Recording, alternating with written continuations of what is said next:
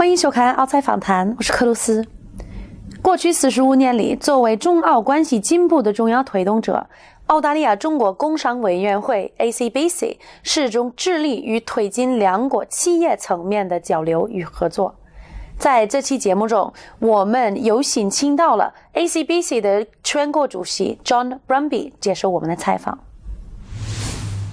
在墨尔本出生长大的 John Brumby 在教育界开始他的职业生涯，而后他通过在教师工会的工作步入政坛。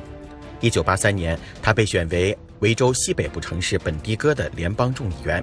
1993年 ，John Brumby 进入维州议会，先后担任过维多利亚州金融部长、财政部长，并在2007年至2010年间担任维州州长一职。有着丰富公共经验的 Brumby 先生，自2014年起成为澳大利亚中国工商业委员会全国主席。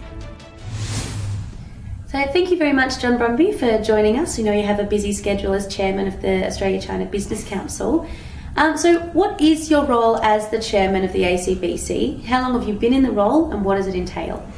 Well, I've been the national chair now for pretty close to 2 years. We have elections every year, but my role is to chair the quarterly meetings of the board. It's to attend other functions around Australia where there are ACBC events. We have across all of the state branches, so we have branches now in each of the states and the territories. We've just opened in the ACT. So we probably do about 100 to 150 events every year across Australia. So I speak at many of those.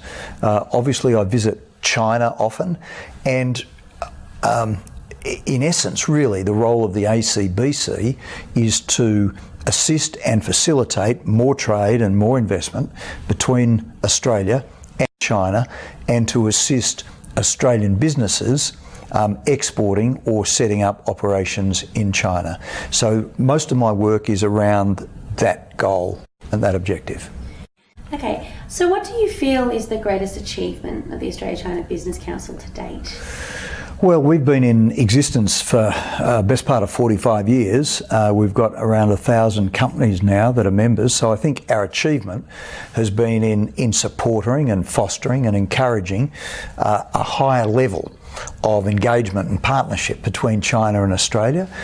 We've supported many of the government's objectives, for example, the free trade agreement. We're very strong supporters of that.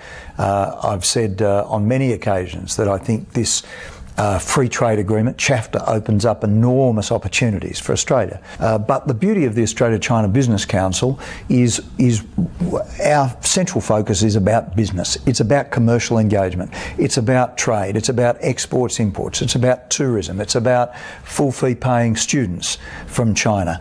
It's about free trade agreements. So it's all of those things that go to building the commercial and trade relationship, an investment relationship between Australia and China. So I think that's what separates us out. Can you tell us a little bit about your experience whilst working as Premier of Victoria in terms of the Chinese community and in relations between Victoria and China? Well, the period when I was Premier, of course, we had the Expo in Shanghai in 2010. And I had a number of visits. I think my first visit as Premier overseas visit was, of course, to China. When I was Treasurer in the years preceding, I'd released the first ever state-based China-Victoria economic strategy, which other states in Australia then followed. We opened new trade offices, but my whole experience with China has been a very positive one, you know, in every sense, in the sense of long-term relationships, in terms of friendships, in terms of doing business. And the fact is that post the GFC in 2008 around the world, you know, were it not for China, the world would be in very, very deep depression. That's the fact of the matter. China's accounted for something like 40%, $4 in every 10, a little bit over, of every dollar of new economic growth in the world economy since the GFC. So China's the engine room of growth. They've been the engine room of growth here in Victoria. And were it not for tourism, were it not for the overseas students, were it not for the direct investment, Victoria today would be much poorer, in not just in economic terms but in cultural terms as well. So those 3 years when I was Premier, lots of visits, made it mandatory for all of my ministers to visit China. So again, it was a very event-filled 3.5 years. 在担任维多利亚州财政部长及州长期间，Brumby 先生致力于发展维州与中国的紧密关系。他在任期间推出了维多利亚州第一个中国战略。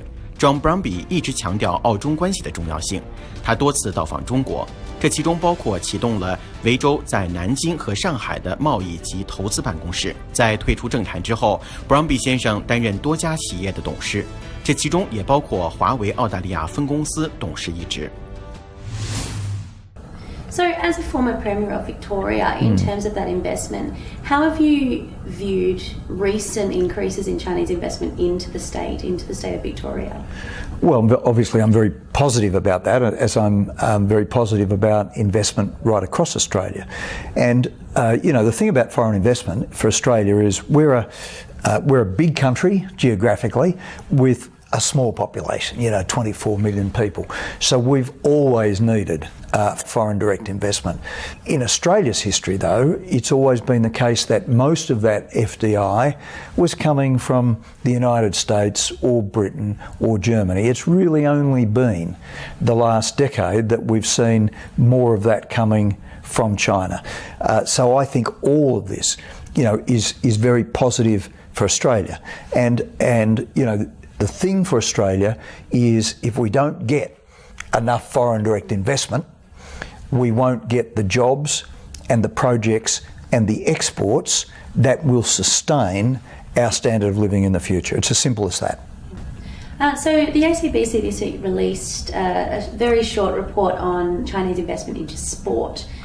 Does this signal a shift from that more sort of resource or infrastructure-based investment into more sort of entertainment areas? Yeah, absolutely. And look, the point about China, and I say this in so many speeches, is that many people still underestimate or don't fully understand the modern China, the new China as I call it.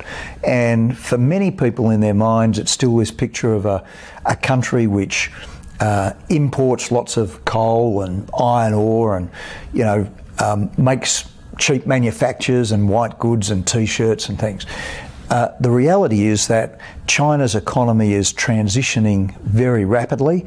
It's now the second biggest investor in the world in research and development. It's now a major source, obviously, of consumer growth in the world. And so all of these things, the modern Chinese economy offers huge benefits for us. Xi Jinping came out here when he was Vice President, and I was Premier of Victoria, and he spent a day here, and I took him to a game of football, Aussie rules football, which he loved the game. So he's a big sports fan. So I think this thing in China in sport is going to blossom because they've got a bigger middle class, more aspirational, more wanting to link into international activities, big spectator audience at home. So it's very prospective for television channels and those who sell media. So you're going to see a lot more in that sports space as well. What do you see as having the greatest importance in Australia-China relations? Well, I think trust is so important, and I think we've been lucky in Australia going right back to Prime Minister Whitlam in 1972, because Gough was one of the first Western democracies to officially acknowledge the People's Republic of China. And so we've had, through various Prime Ministers, Fraser, Hawke, right through, we've had very strong personal relationships. And so I think that trust issue is very important, and we have high levels of that. We need to make sure that we see China as a friend, and China is a friend. It's a great economic friend. There are many personal friendships. The Chinese and Australians fought together in the Second World War. So I think we need to understand that deep friendship too between our countries. So I think they're the key ingredients, but I really think the economic synergies are huge, and we're going to be bringing out a number. This is ACBC. We'll be bringing out a number of economic reports over the next few months, and all of that, I think, will show that the China relationship for Australia is more important than ever before, and in an economic sense, far more important than any other relationship we've got with any country. 欢迎扫描屏幕上的二维码，关注我们的官方微信，及时收取最新节目动态。以上就是这期的澳财访谈。在下期节目中，我们继续和 John Brumby 聊他对中澳关系的看法。欢迎您的收看，谢谢。